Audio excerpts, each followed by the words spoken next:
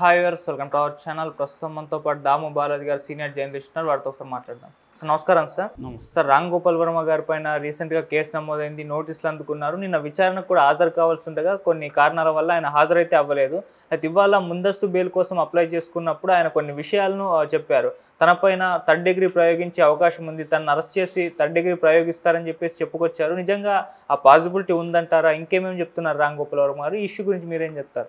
రామ్ గోపాల్ వర్మ మీద మద్దిపాడు, ప్రకాశం జిల్లాలో మద్దిపాడులో రామలింగం అని తెలుగుదేశం నాయకుడు కేసు పెట్టాడు. నిజాన్ని నిన్న కూడా చెప్పాను నేను. ఆ రామలింగానికి రామ్ గోపాల్ వర్మకి ఎటువంటి సంబంధం లేదు. బట్ అక్కడ ఇప్పుడు ఒక ప్యాటర్న్ నడుస్తుంది. అదేంటంటే ఎక్కడో ఒక మూల ఎవరో ఒకరు కేసు పెడతారు, ఆ కేసులో వాళ్ళకి నోటీసులు పంపిస్తారు. ఇది జరుగుతుంది. అదే తెలుగుదేశం వాళ్ళ మీద వైసీపీ వాళ్ళు కేసులు పెడితే ఎవరు పట్టించుకోరు. సరే, ఏ గవర్నమెంట్ ఉన్నా ప్రతిపక్షాలను వేధించడం అనేది కామన్ కాబట్టి, జగన్ అప్పుడు చేశాడు కాబట్టి ఇప్పుడు వీళ్ళు చేస్తున్నారు. దీంట్లో వీళ్ళని తప్పట్టాల్సిన అవసరం లేదు. ఇద్దరు ఒకటే అనేది అందరికీ అర్థమైపోయింది జనాలకి. ఎవడు అధికారంలో ఉంటే వాళ్ళు ప్రతిపక్షాల మీద రివెంజ్ డ్రామా స్టార్ట్ చేస్తారు. ఇప్పుడు ఇక్కడ కూడా అంతేగా రేవంత్ రెడ్డి కూడా నిన్న కొనతల దిలీప్ను అరెస్ట్ చేశారు. బీఆర్ఎస్ సోషల్ మీడియా ఇన్ఛార్జిని కోర్టు ఆయన వదిలిపెట్టింది. నిన్న అక్కడ లగచర్ల విషయంలో కూడా వాళ్ళు నిన్న కూడా ఒక అతన్ని అరెస్ట్ చేశారు. దాని తర్వాత అక్కడికి వెళ్ళిన ఫ్యాక్ట్ ఫైండింగ్ కమిటీ సజ్జా వీళ్ళ మీద దాడులు చేసి సంధ్య బట్టలు కూడా లేడీ పోలీసులు దించేసిన పరిస్థితి చూసాం. అంటే సేమ్ అదే డిజావ్ అని నేను చాలాసార్లు చెప్తుంటాను. ఫ్రెంచ్ పదం డిజావ్ అంటే గతంలో ఏం జరిగిందో అదే జరుగుతూ ఉంటుంది. అంటే మనం ఒక విషయాన్ని అనుభవిస్తే ఇది ఎప్పుడో అనుభవించామే అని ఫీలింగ్ కలుగుతుంది. అలాగే ఉంది ఇప్పుడు. ఇది కేసీఆర్ ప్రభుత్వమా రేవంత్ రెడ్డి ప్రభుత్వమా అన్న డౌట్ అయితే వస్తుంది. అక్కడ కూడా అంతే, జగన్ ప్రభుత్వమా చంద్రబాబు ప్రభుత్వం అన్న డౌట్ అయితే అందరికీ వస్తుంది. ఎందుకంటే తేడా లేవు, ఇద్దరికి మనుషులు మారారు అంతే. సో ఇక్కడ కూడా అదే జరిగింది. ఇప్పుడు అక్కడేంది, అక్కడ ఆల్రెడీ గెలవకముందే లోకేష్ రెడ్ బుక్ మెయింటైన్ చేస్తున్నాడు. ఆ రెడ్ బుక్లో ఎవరెవరి పేర్లు రాసుకున్నా వాళ్ళ మీద కక్ష సాధింపు మొదలైంది. ఇప్పుడు రామ్ గోపాల్ వర్మ సహజంగానే ముందు నుంచి కూడా ఆయన ఎన్టీఆర్ మీద లక్ష్మీస్ ఎన్టీఆర్ సినిమా దగ్గర నుంచి కమ్మరాజ్యంలో కడపరెడ్లు, దాన్ని మళ్ళీ అమ్మరాజ్యంలో కడపరెడ్లుగా మార్చారు. అక్కడి నుంచి ఆయన ఏంటంటే అనేక సినిమాలు రామ్ గోపాల్ వర్మ చేసినవన్నీ కూడా ఇటు లోకేష్ని, చంద్రబాబుని, పవన్ కళ్యాణ్ని ముగ్గురిని టార్గెట్ చేస్తూ వాళ్ళ ముగ్గురిని బఫూన్స్ లాగానో లేకపోతే విలన్స్ లాగా. నేను అప్పుడు కూడా వ్యూహం సినిమా అప్పుడు కూడా చెప్పాను, చంద్రబాబు వేసేమో ఆయన చేసేదంతా కుట్ర, జగన్ చేస్తేమో వ్యూహము. ఇది తీసుకున్నాడు ఆయన క్లియర్గా తీసుకున్నాడు. తీసుకోకూడదా అంటే తీసుకోవచ్చు. మరి వీళ్ళు కూడా జగన్ కుట్ర అని వీళ్ళు అంటున్నారు కదా, అది సినిమా తీస్తే తప్పేంటి? రాజకీయాల్లో ఇంకా నీచంగా మాట్లాడుకుంటున్నారు. దాన్నే ఈయన సొఫిస్టికేటెడ్గా సినిమాలు తీశాడు కాబట్టి ఆ యాంగిల్లో తప్పైతే ఏం లేదు. ఈయనేమి ఎవరిని నీచంగా మాట్లాడింది లేదు. కానీ బఫూన్ లాగా క్రియేట్ చేయడం వాళ్ళ హర్ట్ చేసింది. దానికి సంబంధించి కేసు పెట్టచ్చు, కేసుని ఎదుర్కోవాలి. ఇక్కడ ప్రాబ్లం ఏంటంటే ఇప్పుడు రామ్ గోపాల్ వర్మ ఫస్ట్ ఆ కేసు కొట్టేయమని కోర్టుకు వెళ్ళాడు, హైకోర్టుకి. కానీ హైకోర్టు ఎవరు వెళ్ళినా కూడా కేసు కొట్టేయమని చెప్పొద్దు జనరల్గా ఎప్పుడు కూడా. ఎందుకంటే ఎవరైనా పోలీసులు కేసు కొట్టేయమని చెప్తే ఇంక పోలీసులు ఎట్లా ఫంక్షన్ అవుతారు? కాబట్టి అది కేసు ఫేస్ చేయాలి. కాకపోతే నువ్వు ముందస్తు బెయిల్కి అప్లై చేసుకొని కోర్టే సలహా ఇచ్చింది. అందుకని రామ్ గోపాల్ నిన్న ఒంగోలు పోలీస్ స్టేషన్కి వెళ్లాల్సి ఉన్నింది. విచారణకి రమ్మని నోటీసులు ఇచ్చారు. కానీ విచారణకి వెళ్తే అరెస్ట్ చేస్తారా, అరెస్ట్ చేసి లేదా ఇల్లీగల్ కస్టడీలో పెట్టుకొని కొడతారా, ఇవన్నీ రామ్ గోపాల్ను భయం వేసింది. అందుకని ఆయన ఏం చేశాడంటే కోర్టే సలహా ఇచ్చింది కాబట్టి ఇప్పుడు ముందస్తు బెయిల్కి ఆయన కోర్టులో పిటిషన్ వేశాడు. యాంటిసిపేటరీ బెయిల్ అంటారు దీన్ని. యాంటిసిపేటరీ అంటే నన్ను అరెస్ట్ చేస్తారేమో, చేయకుండా ఉండడానికి బెయిల్ ఇవ్వండి అని అడగడం. ఇది చట్టపరంగా రామ్ గోపాల్ వర్మకి ఉండే హక్కు. ఆయన వెళ్ళాడు. అయితే ఈ పిటిషన్లో ఆయన అంటే ఎందుకు యాంటిసిపేటరీ బెయిల్ వేస్తున్నాడని చెప్పడానికి ఆయన ఏం చెప్పాడంటే, ఇప్పుడు అక్కడ చాలామంది వైసీపీ సోషల్ మీడియా నాయకుల్ని వాళ్ళు ఇల్లీగల్గా కస్టడీలోకి తీసుకుంటున్నారు.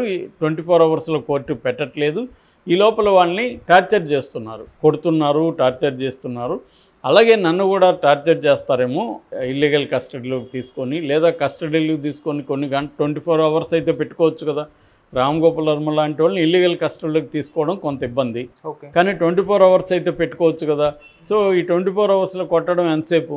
కాబట్టి పైగా పైన గాయాలు కనపడకుండా కొట్టడంలో పోలీసులు ఎక్స్పర్టైజ్ సాధించారు. కాబట్టి రామ్ గోపాల్ వర్మని కొట్టే అవకాశం లేకపోలేదు, కొట్టచ్చు కూడా. ఎందుకంటే లోకేష్కి చాలా కోపం ఉందని చెప్తున్నారు. ఆల్రెడీ రామ్ గోపాల్ వర్మ ఎలక్షన్ల ముందే 3 నెలలకు ముందే సైలెంట్ కూడా అయిపోయాడు. ఆయనకు అర్థమైపోయింది జగన్ రాడేమో, ఒకవేళ మళ్ళీ వీళ్ళు వస్తే నన్ను వేధిస్తారేమని రామ్ గోపాల్ వర్మకి అర్థమయ్యి లోకేష్ని కలవడానికి కూడా ట్రై చేశాడని చెప్తారు. కొంతమందిని లోకేష్ దగ్గరికి పంపించాడు, కానీ వాళ్ళు వెళ్ళి చెప్తే లోకేష్ కలవడానికి ఇష్టపడలేదని కూడా వార్త వచ్చింది. మనం వీడియో కూడా చేసాం దాని మీద. సో రామ్ గోపాల్ వర్మకి తెలియకుండా ఏం లేదు, ఆయనేమి అమాయకంగా లేకపోతే ఇది కాదు, ఆయనకి క్లారిటీ ఉంది. ఖచ్చితంగా గవర్నమెంట్ మారితే మన మీద ఇబ్బందులు వస్తాయని, ఇబ్బందులను ఫేస్ చేద్దామని ఆయన డిసైడ్ అయ్యాడు. ఆయనకు కూడా సర్కిల్ ఉంది. ఇక్కడ స్వయానా రేవంత్ రెడ్డి ఆయన క్లోజ్ ఫ్రెండు, ఆ మధ్య కూడా రేవంత్ రెడ్డి ఈయన పేరు తీసి మాట్లాడాడు. కాబట్టి ఆయన ట్రై చేస్తాడు. కానీ లోకేష్ ఎవరి మాట వినే పరిస్థితుల్లో లేదు. ఎందుకంటే లోకేష్ని అంత హీనంగా ఎవరు చూపించలేదు. పప్పులాగా ఇది చేయడం, పప్పు తింటుండడం, ఇలాగా వ్యూహం సినిమాల్లో అంతా కూడా నీచంగా లోకేష్ని ప్రొజెక్ట్ చేశాడు. అది ఎవరికైనా హర్టింగ్గా ఉంటుంది. కాబట్టి ఇవాళ పదవిలో ఉన్నాం కాబట్టి వాళ్ళు మేము వీళ్ళని మన బలం ఏంటో చూపిద్దామని అనుకోవడంలో తప్పులేదు. వాళ్ళందరూ అదే పరిస్థితిలో ఉన్నారు. దాన్ని ఎలా రామ్ గోపాల్ వర్మ డీల్ చేయాలనుకుంటున్నాడంటే కోర్టు ద్వారానే చేయాలి. ఆయనకి ఇంక వేరే మార్గం ఏముంది? వేరే మార్గం లేదు. ఇప్పుడు వాళ్ళు పిలిచి తను కొట్టారనుకో ఏం చేసుకోగలడు? మళ్ళీ కోర్టుకి చెప్తాడు నన్ను కొట్టారని, మళ్ళీ ప్రూవ్ చేయాల్సి ఉంటుంది. కొట్టారని సర్టిఫికేట్ తీసుకురావాల్సి ఉంటుంది. దీంట్లో అవన్నీ సాధ్యం కాదు. మనకి రఘురామకృష్ణరాజు కూడా అదే కదా, రఘురామకృష్ణరాజు కొట్టాడని కోర్టులో కేసు వేశాడు. మరి ఎలా నిరూపిస్తాడు కొట్టారని? నిరూపించలేదు. చాలా చోట్ల ఇదే జరిగేది. నిజానికి గాయాలు చూపించినప్పుడే కోర్టులు చాలాసార్లు ఏమి చేయలేదు. పోలీసులు నన్ను కొట్టారు సార్ అని గాయాలు చూపిస్తేనే అది వీళ్ళు కొట్టిన వల్లే వచ్చిన గాయాలని మళ్ళీ నిరూపించాలి. ఎలా నిరూపించాలి? మళ్ళీ గవర్నమెంట్ హాస్పిటల్కి వెళ్ళి వాళ్ళు సర్టిఫికేట్ గవర్నమెంట్ హాస్పిటల్ అంటే గవర్నమెంట్ డాక్టర్లు ఎవరు కంట్రోల్లో ఉంటారు? ప్రభుత్వం కంట్రోల్లో ఉంటారు. వాళ్ళు ఏం చెప్తారు, వీళ్ళు ఏం చెప్తే అది ఇది ఎప్పుడు పాత గాయాలని ఇచ్చేస్తారు సర్టిఫికేట్. మరి ఇది ఇంకేం చేస్తుంది కోర్టుకి సాక్ష్యాలు ముఖ్యం. కాబట్టి ఇక్కడ ఏంటంటే అధికారంలో ఉన్నవాళ్ళు అధికారంలో లేని వాళ్ళని లేదా బలహీనుల్ని హింసించడం, టార్చర్ చేయడం, హత్యలు చేయడం ఇవన్నీ కామనే, ఎప్పటి నుంచో జరుగుతున్నాయి. దానికి రక్షణ లేదు. అంత మాత్రం కామన్ కాబట్టి పోరాడకుండా ఉండాలంటే పోరాడాల్సింది తప్పకుండా. ఏదో మనకున్న పద్ధతులన్నింటిలో పోరాడాల్సింది తప్ప కుదరదు, వేరే మార్గం లేదు. అలాగే రామ్ గోపాల్ వర్మ తనకున్న 2 పద్ధతులు ఉన్నాయి ఆయన దగ్గర. ఒకటి లాబింగ్ చేయడం, అంటే లోకేష్ని లేకపోతే చంద్రబాబును ఎవరినో ఒకరిని పట్టుకొని అయ్య బాబు నేనేదో సరదాగా చేశాను తప్ప మీ మీద నాకేమీ లేదని సారీ చెప్పడం, అట్లాంటి ఏదో కాంప్రమైజ్ అయ్యి వాళ్ళతో ఒక రాజీ పోవడం అనేది రామ్ గోపాల్ వర్మ ముందు ఉన్న కర్తవ్యం. అది ఎప్పటి నుంచో ట్రై చేస్తున్నాడు, అది కుదరలేదు. అంటే ట్రై చేస్తున్నాడు లేదా కన్ఫామ్గా తెలియదు, నాకు వచ్చిన సోర్స్ అయితే ట్రై చేశాడని. సో ఎవరైనా ట్రై చేస్తారు కదా. ఎందుకు ఆయన ఏమైనా విప్లవకారుడా, నక్సలైటా, మావోయిస్టా? ఆయన వ్యవస్థకు వ్యతిరేకంగా పోరాడడానికి ఆయన ఏదో సరదాగా సినిమాలు తీసుకోవాలి. అప్పుడు వైసీపీ వాళ్ళు ఫండ్ ఇచ్చిందని చెప్తున్నారు. ఆ ఫండ్కి తగినట్టుగా ఆయన ఏవో వాళ్ళకి సినిమాలు చేసి పెట్టాడు. ఆయన నిజానికి నేను కలిసినప్పుడు కూడా ఆయన వైఎస్ రాజశేఖర రెడ్డి మీద కూడా ఒక కామెడీ సబ్జెక్ట్ చెప్పాడు నాకు ఒకసారి. ఆయనకేమి ఎవరి మీద ఏమి ప్రేమో ద్వేషమో కాదు, ఆయనకి సరదాగా ఉంటుంది. రెండోది కొంత ఆయన మెయింటెనెన్స్కి డబ్బులు కావాలి, ఇవన్నీ ఆయన ప్రెజర్స్ కాబట్టి ఆయన ఆ సినిమాలు చేస్తాడు. సో ఆ యాంగిల్లో ఏం చేశాడు. కాకపోతే ఈయన బాగా రెచ్చిపోయినాడు అనేది అందరికి కూడా వచ్చిన అభిప్రాయం. రెండోది ఆయన ట్వీట్లు పెట్టడం, జైలు దగ్గర పోయి ఫోటో తీసుకోవడం, ఇదంతా కావాలని వాళ్ళని రెచ్చగొడుతున్నట్టుగా మనకి అప్పుడు కూడా అనుకున్నారు అందరూ. సో ఇప్పుడు లోకేష్ అయితే ఆయన్ని వదిలే ప్రసక్తి లేదు. కనీసం ఒకరోజు పోలీస్ స్టేషన్లో పెట్టి కొట్టించాలనేది లోకేష్కి ఉంటుంది గ్యారంటీగా. మామూలుగా చేసేది అదే పని కదా. ఎనిమిదిని ఏం చేస్తారు, కోర్టుకు పెడితే జైలుకి వెళ్తే వీళ్ళని కొట్టలేము కాబట్టి పోలీస్ స్టేషన్లో కొడదామనేది అందరూ అనుకుంటారు. కాబట్టి ఇప్పుడు జగన్ చేసిన పని తెలుగుదేశం ఇంకా పెద్ద స్థాయిలో చేస్తుంది కాబట్టి రామ్ గోపాల్ వర్మని కొట్టే అవకాశం ఖచ్చితంగా ఉంది. దాన్ని ఎదుర్కోవడానికి రామ్ గోపాల్ వర్మ ఒక పక్క లాబింగ్ చేయిస్తున్నాడు, ఒక పక్క కోర్టు ద్వారా ముందస్తు బెయిల్ కానీ తీసుకుంటే ఆయన అరెస్ట్ చేయకపోవచ్చు.